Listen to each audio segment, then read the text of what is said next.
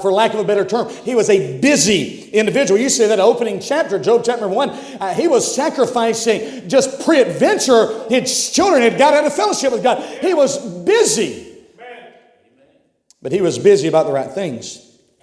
I believe one of our problems inside of our life is how we like to portray our schedules. We love to brag about being too busy.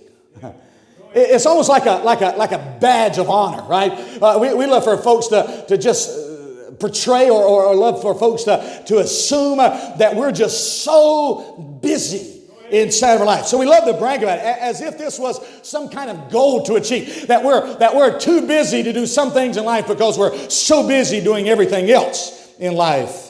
But we also love to use this as an excuse for not doing some of the things that we probably should be doing. For instance, if we get behind on some projects around the house, or if we just get exhausted, we may say that we can't do something that perhaps we should do because we're just too busy. We're stretched thin. We're too exhausted. We've been running in too many different directions. And so, I know I probably should do something in this regard. I know I should probably do something for the Lord here. I know God expects this out of my life, but I've just been so busy lately. I really can't find the time, or I can't find the energy to do what I should do. But somehow, we've got enough time to go out to eat. Yeah. I'm preaching to Baptists this morning. Somehow we've got enough. Somehow we're not too tired to run here and run there and do everything that we really want to do. Yeah. But in doing everything that we really want to do, we probably don't have enough time to do everything that we should do.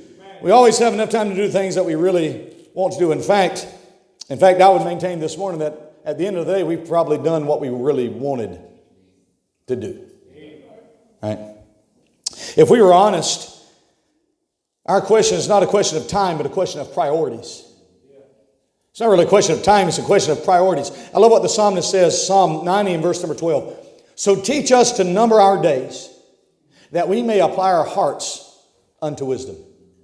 That's held in context with the generation of man, how long of a lifespan man really has. And in response to understanding how short of a time span we really have, the psalmist utters a prayer to God, Psalm 90, verse number 12. And he says, Lord, teach us to number our days. In other words, God, help me to realize that I have just a short space and that I need to make every moment really count in this life. I don't have forever in this form of existence. I don't have forever in this temporary form of life, in this robe of flesh that I currently live in. He said, God, I don't want to miss. I don't want to forget. Help me to realize, help me to understand that I only have so many days to live. And then, God, would you help me in realizing that? Give me wisdom to fill those days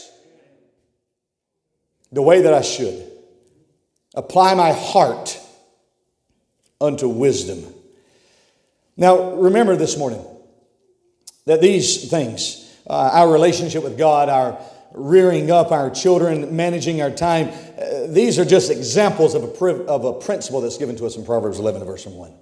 We're not supposed to manipulate the scales in our favor to make ourselves more profitable or more prestigious, really, than we ought to be. We are to be honest. We are to be fair. We are to be men and women of integrity. This is the issue that is to be applied across the board: honesty and integrity. Now, just real quick, I want to come back to that quote that I mentioned from Charles Bridges a little bit earlier. Charles Bridges made the statement again.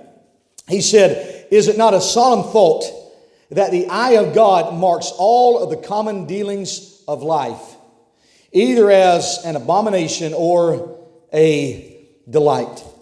That's exactly what's given to us here inside of verse number 1. The Bible says that a false balance is something that is an abomination to the Lord. This isn't something that God's just kind of up in the air about. This isn't something that God's, I don't like it, but, I understand it. This is something that the writer of Proverbs says that whenever we begin manipulating, whenever we begin operating in the realm of hypocrisy, that this becomes an abomination to God. I think that's a very eccentric word for us, because a lot of times when we think about abomination, we think about, these 6 things of the Lord hate, yea, 7 are an abomination. We think about things like murder, things like lying lips, things like even homosexuality. We think about God destroying 2 entire cities because of sodomy. We think about some of the more grosser sins, if you will. But here, God calls deception. And God calls hypocrisy, which is just another form, if you remember, of bearing false witness. He refers to just me portraying to you that I'm more spiritual than I really am. God says that is an abomination to me. You know what that means? It means God detests it. He abhors it. He hates for us to act like we're something that we really are not. In fact, I was studying this past week for this message. I thought about, in connection with this, what Jesus said to the church in Laodicea in Revelation chapter 3. When He said, so then because thou art lukewarm and neither cold nor hot, I will spew thee out of my mouth. We live in such a lethargic day of Christianity, do we not? Brother Mitchell said folks are too hot to be cold and too cold to be hot. We like to live middle of the road to where we fit in with the church crowd when we're around them, and we fit in with the world's crowd when we're around them. And in that kind of a state, we're not making any difference.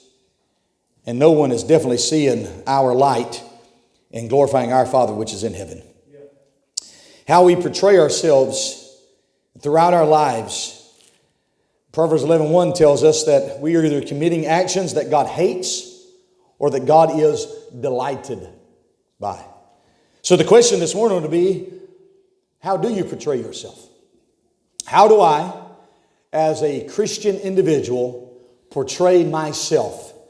And is God delighted by the way I portray myself?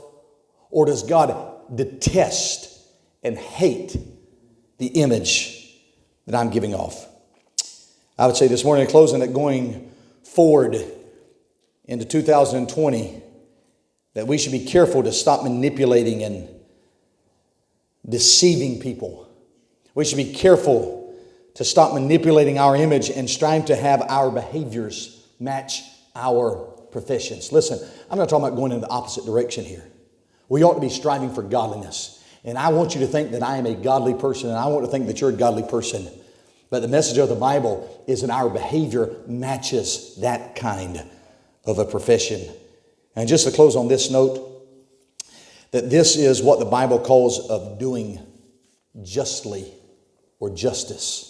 Remember that great Old Testament expression, He has showed thee, O man, what is good and what the Lord does require of thee. And one of those features that God requires of true worshipers is that we do justice justly. That is, that we live lives honest and full of integrity. Let's be that kind of people. Let's stand for prayer this morning.